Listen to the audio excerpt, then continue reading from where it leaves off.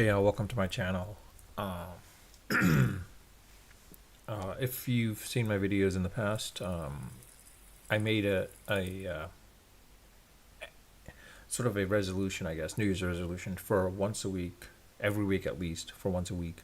I'll at least do one live a week. So today, just going to talk about the state of the NBA. We already know the playoff picture now with the Celtics playing the Heat. It was a hardly win by the Celtics, of course, how they beat the Philadelphia 76ers. Now the question is, will Harden still stick around with the 76ers or will they move? What happens with Doc Rivers? It's hard to say. I mean, considering that Doc Rivers seems like every game 7 when he's up, he's 0 and whatever basically. Never had a win, never won a series. When he's in the 7th game and he was up three games, same thing with the Lakers going against the Denver Nuggets. It's going to be an interesting game or interesting series. I think that might have a better interesting series than the Celtics Heat game. Honestly, the reason why is the Celtics. I think this was that jumping point for them that they're going to, basically. I don't want to say sweep, but win at least in 6 games against the Heat, unless of course, Butler can do something that changes the dynamics of the game or the series for that matter. But I don't see that happening. I think the Celtics will know what to do with Jimmy Butler and how to contain him in a ways as well too. It's just a matter of can they contain Lowry and Love if Love explodes. Adebayo, I think it was once in an opportunity type of thing with the Knicks, and that's why. With the Lakers Denver game, I think it's going to be interesting to see what happens there because the fact that Wade Jokic is playing, he might lead that team. I think that's going to be a full 7 game series, quite honestly, more than anything else. Let's not be surprised. The fact is like it comes down to AD basically at this point with the Lakers. AD has to be in the offense with the Lakers.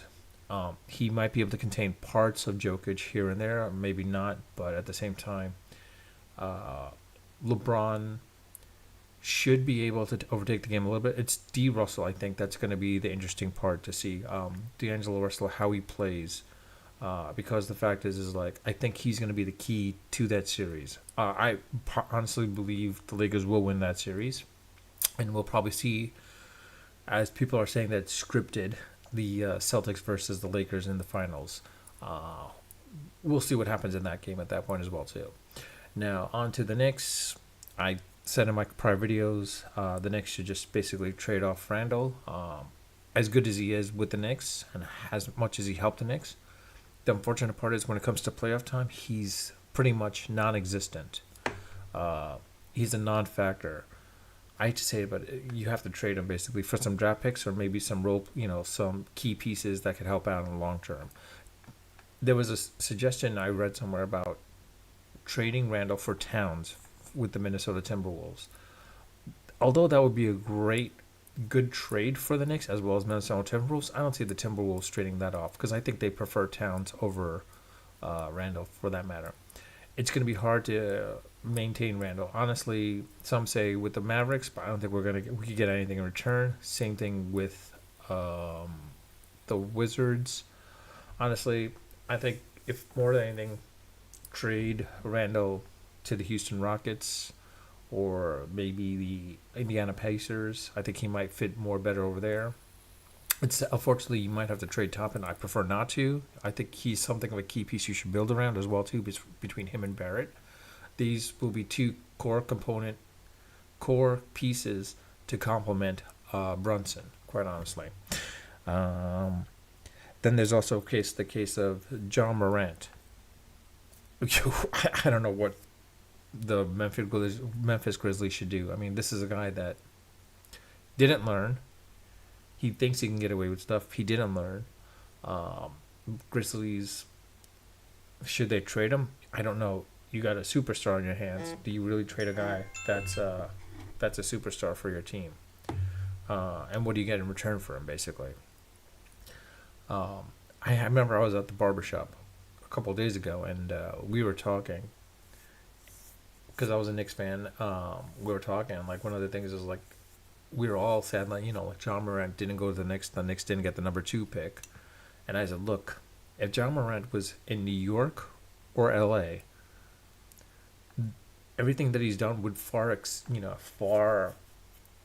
on his outside personal life would be far more worse than what he's doing at Memphis right now. With Memphis, there's not much you can do there, but with New York and LA, the dude would be in jail already at this point, so and probably be out of the NBA.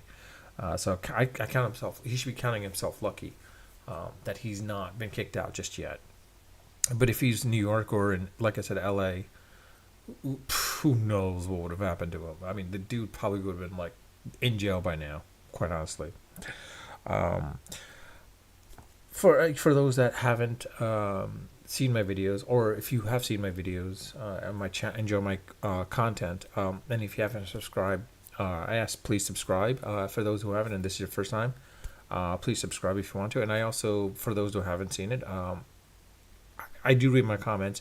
I know this is live. I don't see the chats unfortunately right now, but after the thing goes live and gets recorded, you're still welcome to put in the comments. I do read my comments and I do respond to all of them when they warrant a response. And I do welcome feedback and criticism about the channels. I'm still working on it. Granted, I've been saying that for quite a while now. I think I'll be slowly getting into it, and I might gear this channel towards sports, but also tech as well too. You might see a little bit of reality TV here and there as well too. But outside of that, I'll leave it at that. More often than not, a lot of the things I talk about are not scripted. Maybe there might be some bullet points in my head or something like that, or bullet points somewhere else, but I don't script it. It's off the top of my head, off the cuff.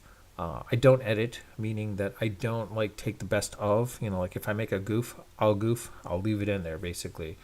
I know I shouldn't, but I should get rid of it. Graphics I might put in here and there now, so like it might, but there won't be a virtual. There will be a virtual background actually, so I should start saying it.